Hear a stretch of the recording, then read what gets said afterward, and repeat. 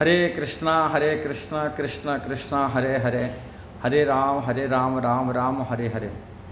ISKCON गुरु आप देखे होंगे, अभी यूट्यूब में कुछ दिन पहले से बैंगलोर इस्कॉन की मधु पंडित प्रभु कुछ स्पीच दिए और अमोघ लीला प्रभु कुछ बोले और कुछ भक्त बोले, कुछ माता जी बोल रहे हैं, किसी इस्कॉन गुरु ऊपर कंट्रोवर्सी बात हो रहा है। मैं देखा हूँ भक्तों होता है ऐसा ही। श्रील प्रभुपाद भी कहे भक्तों तो आपस में क्यों ऐसे ही लड़ते हैं। आप प्रभुपाद हमेशा बोलते थे इस्कॉन के भक्त डायमंड है, शुद्ध भक्ति है। पर शुद्ध भक्त का बीच में आपस में लड़ाई कैसा होता है, इसे आपस में क्यों ये करते।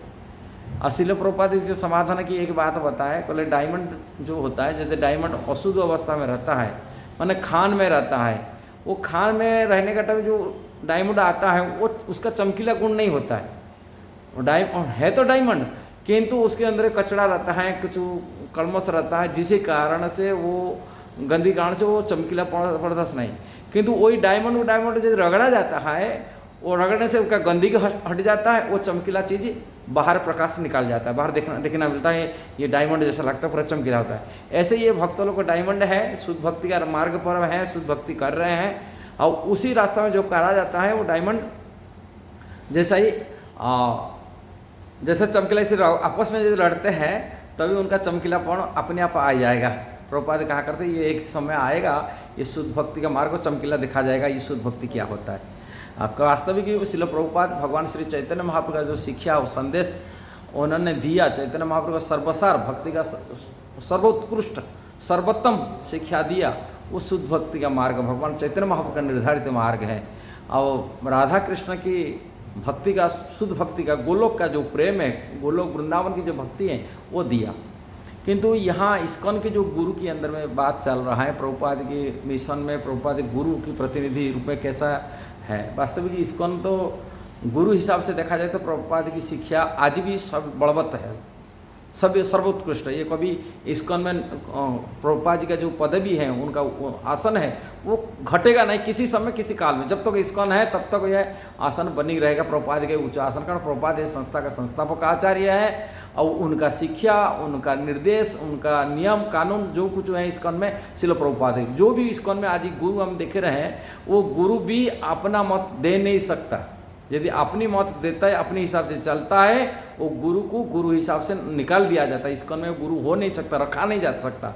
यदि इस्कॉन के जो प्रभुपाद जी का नियम को पालन नहीं करेगा, कि प्रभुपाद जी निर्देशित रास्ता पर नहीं चलेगा, इस्कॉन में इस्कॉन उसको हटा देता है। कहीं ये प्रभुपाद जी यहाँ सर्वोपरि है, सर्वोत्तम है, और उनका शिक्षा थोड़ा और दूसरी शिक्षा नहीं रहेगा, ये है।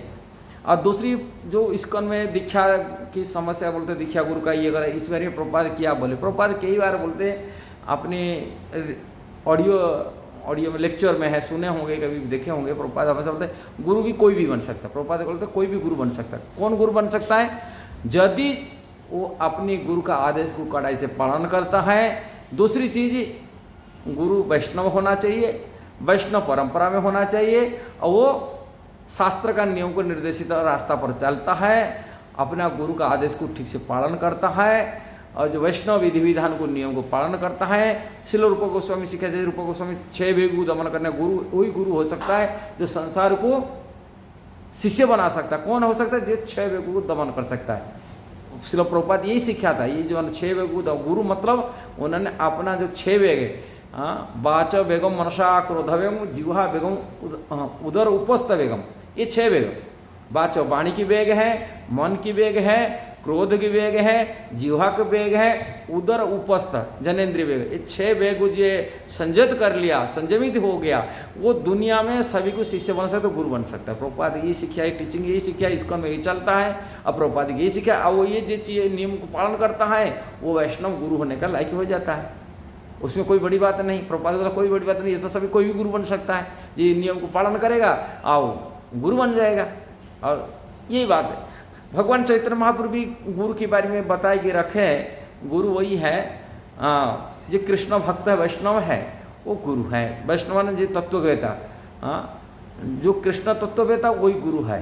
भगवान चैतन्य जो कृष्ण के विज्ञान को ठीक से जानकारी किया है, जानता है, और कृष्ण के ठीक ठीक प्रेजेंटेशन दे सकता है कृष्ण के बारे में, जो तत्वज्ञानी है कृष्ण के बारे में, कृष्ण की शास्त्र की निपुणता जिनके पास है वो गुरु हो सकता है। भगवान चैतन्य महाप्रभु का वैष्णव ना बोले किवा विप्र किवा न्यासी शूद्र के न है, जय कृष्ण तत्ववेता सही गुरु है। भगवान चैतन्य महाप्रभु कहते से विप्र हो सकता है, शूद्र भी हो सकता है, सन्यासी भी हो सकता है, गृहस्थ भी हो सकता है, उसमें कोई मतलब नहीं, किंतु कृष्ण तत्ववेता होना चाहिए। भगवान चैतन्य महाप्रभु का ये जो कृष्ण तत्ववेता सही गुरु है, ये भगवान चैतन्य महाप्रभु आप प्रभुपाद यही शिक्षा दिया अपने जीवन में। ये कृष्ण के बारे को जानता है, कृष्ण समर्पित है। और प्रभुपाद जो शिल रूप गोस्वामी जो सीखा महाप्रभु का वो वही सीखा। या कंट्रोवर्सी है शिल प्रभु अंतिम जीवन में जब अपने शरीर शांत होने का कुछ महीना किस काल के समय में जो गुरु आगे इस्कॉन कैसा चलेगा इसी बारे प्रश्न किए थे, भक्तों लोग को पूछे, विशेषकर तमाल कृष्ण महाराज पूछे थे प्रभुपाद आप जाने वाले आप गुरु कैसा बनते। प्रभुपाद वहाँ तभी बोले थे, बोले गुरु तुम दे सकते हैं, गुरु दीक्षा दे सकते, ये कर सकते, मेरा मैं जो बताई रखे वो मैं बिहाफ में, मेरा बिहाफ में गुरु बन दीक्षा देने के लिए प्रभुपाद कहे मैं गुरु हूँ, मेरा बिहाफ पे गुरु देने बोले बताए रखे। पूर्ण तमिल के समाज प्रश्न करते हैं जो शिष्य होंगे वो क्या होंगे, आपके क्या नाता जुड़ेगा। प्रभुपाद वो बोलते वो मेरा ग्रांट डिसाइपुल होंगे। ग्रांट डिसाइपुल माने गुरु की गुरु होते, ग्रांट डिसाइपुल होते, माने परम गुरु, गुरुदेव और परम गुरुदेव। प्रभुपाद ये बात बताई के रखे। प्रभुपाद नहीं कहे ये मेरा मैं दीक्षा गुरु होऊंगा, मैं ही उनका गुरु होगा, ऐसे नहीं। प्रभुपाद ग्रांट डिसाइपुल ये बात भी आगे प्रभुपाद कहे। दूसरी बात है इस्कॉन में हमारे परम पूज्य गुरुदेव हिज होलीनेस राधा गोविंद गोस्वामी महाराज, इन्होंने जब प्रीचिंग करते थे बनारस साइड में, बिहार में प्रचार करते थे, उनसे प्रभावित हुए बहुत सारे शिष्य अनुजय इस्कॉन प्रभुपाद जो प्रेजेंट टाइम में ज्वाइन कर लिए थे।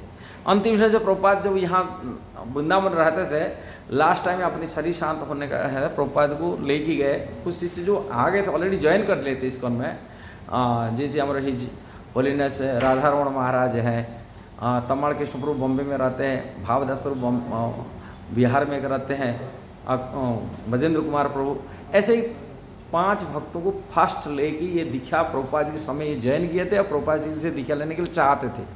तभी हमारे गुरु महाराज पुराने वरिष्ठ होने के नाते उनको लेके उनको प्रभुपाद जी पास जब लेके गए दीक्षा देने के लिए, प्रभुपाद जी हमको आपको दीक्षा दिला दीजिए, आओ ये लोग इतना दिन रह रहे सेवा कर रहे हैं, किंतु प्रभुपाद बोले नहीं मैं नहीं दिखा दूँ, तुम दिखा देना, सीधा बोलते। पर इसके बाद महाराज जी बोलते कैसा हम दिखा मैं कैसा दूंगा, जब गुरु जी की प्रभुपाद जी को मानते, प्रभुपाद स्वामी में ज्वाइन करते, कैसे दिखा मैं दूंगा प्रभुपाद जी को। पर इसके बाद और यहाँ की जो मंदिर के प्रेसिडेंट थे तभी मंदिर के अध्यक्ष जो हैं उनको साथ में लेके गए। जब उनको लेके जाते, प्रेसिडेंट को लेके साथ में लाते प्रभुपाद जी के पास, फोनी मिलते हैं, बोले इनको दिखा देने के लिए, वो प्रेसिडेंट के सामने में फोनी बोलते, बोले मैं तो बोला ना तुम दिखा दो, तो अभी बोलते हैं प्रभुपाद मैं महाराज बोले मैं कैसा दिखा दूंगा, कहले मेरा बिहाफ में दिखा दो। वास्तविक जो गुरु दिखा आज भी इस्कॉन में दे रहे वो प्रभुपाद जी के बिहाफ में ही दिखा देते, तो प्रभुपाद ही गुरु है, प्रभुपाद जी के बिहाफ में वो दिखा देते। ऐसा ही नहीं ये गुरु जो दीक्षा देते हैं तो वो गुरु नहीं हो सकता, ऐसा नहीं है। दीक्षा देना जो गुरु होता है, जैसे रामानुजाचार्य की लाइफ में जीवन में हम देखा जाता है, रामानुजाचार्य की जो आने उनको गुरु हम मानते हैं रामानुजाचार्य को जमुनाचार्य, किंतु जमुनाचार्य शरीर अंत हो चुका था, उनकी शरीर में 3 आंगुल थे उठाई के रखे थे, वो बंद रखते थे, उठा के 3 आंगुल क्यों बंद होता है इसको मन में संशय था, कि रामानुजाचार्य समझ ले मेरा गुरु मेरा के लिए आदेश देने के लिए चाहते, अब एक आंगुल उठाते थे और वो बोलते थे, जब जमुनाचार्य रामानुजाचार्य गुरु का इच्छा को जान कर की जानते मेरे गुरु जी की इच्छा श्री संप्रदाय से मैं आगे प्रचार प्रसार करूंगा कि श्री संप्रदाय के ग्रंथ साहित्य को रचना करूंगा, तभी वो एक आंगुली ऐसे उठाते थे। नियम तीनों उनका इच्छा को जब उनके सामने प्रस्तुत करते उन्हें देखे, किंतु उनसे तो उनका इच्छा को पूर्ति करने वाले गुरु अपनी आंगुली रखे थे, आंगुली उठाई दिए, खड़ा कर दिए, हाँ मैं मेरा गुरु भी इसी से बना, गुरु समझ गए उनके गुरु गुरु का मन की बात को जानकर ये करते, वो मन से मान लेते सब कुछ होता है मैं गुरु, किंतु गुरु पहुँचने पहले से उन्होंने शरीर शांत कर लिए थे, 3 आंगुली अलग कर रखे थे, उनको अलग इसी हिसाब से उनको गुरु माना है। किंतु मंत्र लेना उनसे बात ये करना, अपनी बात को शेयर करना कैसा करेंगे, गुरु तो प्रेजेंट नहीं, किंतु उन्होंने महापूर्ण से कोई उनके गुरु भाई थे जो रामानुजाचार्य के वरिष्ठ शिष्य थे, उनसे अपने मंत्र दीक्षा लिए। इसका कौन माना नहीं जाएगा, जो रामानुजाचार्य मंत्र दीक्षा लेते हैं महापुरुषों को भी अपनी गुरु मानते हैं। इसका मतलब रामानुजर प्रसिद्ध उनका मुख्य गुरु तो माने मेन गुरु हिसाब रामानुज माना जाता है, सारी शास्त्र में माना जाता है, रामानुजाचार्य जमुनाचार्य उनके गुरु हैं, किंतु उन्होंने मंत्र दीक्षा आदि लेते हैं। इसी प्रकार की इस्कॉन में भी प्रभुपाद बिहाफ में प्रभुपाद जी की जो शिष्य कि प्रभुपाद जी अपने जिनकी प्रतिनिधि बनाए के रखे, ये गुरु बन के वो शिष्य दीक्षा देते प्रभुपाद जी के बिहाफ में, किंतु इसका मतलब वो गुरु नहीं ना क्या, जिस समय दीक्षा लेते वो भी दीक्षा गुरु होते हैं। प्रभुपाद जी गुरु हैं जो दीक्षा दे रहे हैं। यदि कोई जैसे कई कंट्रोवर्सी से भक्तों में होता है, प्रभुपाद यदि कहते प्रभुपाद जी हमारे दीक्षा गुरु है, प्रभुपाद सब कुछ, ये जो हम जो दीक्षा लेते वो गुरु नहीं है, ऐसा कहना कोई शास्त्र में विधान में नहीं है। कारण शास्त्र विधान आम देखा जाता है, जैसे चैतन्य चरितामृत में देखा जाता है। चैतन्य चरितामृत में कृष्णदास कविराज गोस्वामी यदि मंत्र दीक्षा दी नित्यानंद महाप्रभु, किंतु रूप गोस्वामी सनातन गोस्वामी सभी को गुरु मानते। हम लोग गुरु प्रणाम में प्रणाम करते, वंदे हम श्री गुरु वैष्णवाश्च शब्द लगा रहा, मतलब हमें दीक्षा गुरु और शिक्षा गुरु जो भी हम वैष्णव देखते वो हमारे सब गुरु हैं। इसलिए वैष्णव मात्र से गुरु होते हैं, ऐसा नहीं जे हम खाली दीक्षा लेते वो दीक्षा गुरु होते हैं, जो हमारे शिक्षा लेते शिक्षा होते, सभी वैष्णव हमारे गुरु। ये शिक्षा हमको मिलता है हमारे पूर्ववर्ती आचार्य जो जैसे ही हमको यही शिक्षा दिए, जो भी वैष्णव देखते हो हमको गुरु के रूप में मानो, काम श्रेष्ठ भी मानो, अपने को गुरु मतलब श्रेष्ठ है, उनको श्रेष्ठ मानो, गुरु मानो। और रूप गोस्वामी, सनातन गोस्वामी, षड गोस्वामी हम तो गुरु मानते हैं। 6 गो मेरा गुरु बोली कृष्णदास कविराज, ये 6 गोस्वामी मेरा गुरु हैं। अपने दीक्षा बोलते केवल अपनी दीक्षा गुरु के सीमित नहीं रखे, जो भी वैष्णव थे अपनी गुरु बोली मानते थे। इसलिए गुरु सभी वैष्णव के चरण में प्रार्थना, सभी वैष्णव हमारे गुरु हैं। इसको में यही है मानना चाहिए, जो भी वरिष्ठ हमसे जिससे शिक्षा लेते हैं, हमसे जो श्रेष्ठ हैं उनको गुरु मानो। और इवन हमारा जो आचरण होना चाहिए, इतना नम्र व्यवहार हमारे पूर्ववर्ती आचार्य को किए, सभी वैष्णव के सम्मान किए, सभी वैष्णव को अपना गुरु मानते थे और उनको सम्मान देते थे। ये हमारा पद्धति है, वैष्णव मतलब ही गुरु रहता है। ये शिक्षा इसी देते हैं, अपने को नम्रता मानकर, मैं अपने को छोटा मान कर के शिक्षा दिए। किंतु यहाँ कंट्रोवर्सी ऐसा नहीं होना चाहिए, आपस में लड़ना नहीं चाहिए, किंतु गुरु हिसाब से सभी को सम्मान करना चाहिए और सभी वैष्णव प्रति अपराध से मुक्त होना चाहिए। आपस में इस प्रकार से गुरु कंट्रोवर्सी लोगों के अंदर आम जनता प्रति कंट्रोवर्सी पैदा नहीं करना चाहिए। गुरु तो सभी होते हैं, इसमें कोई ये नहीं, किंतु शिक्षा दीक्षा हम जिस वैष्णव थे उनको विशेष आदर देते हैं और करना भी चाहिए। यदि वीडियो सही लगा जरूर शेयर करना, सब्सक्राइब करना, लाइक कमेंट देना। हरे कृष्णा।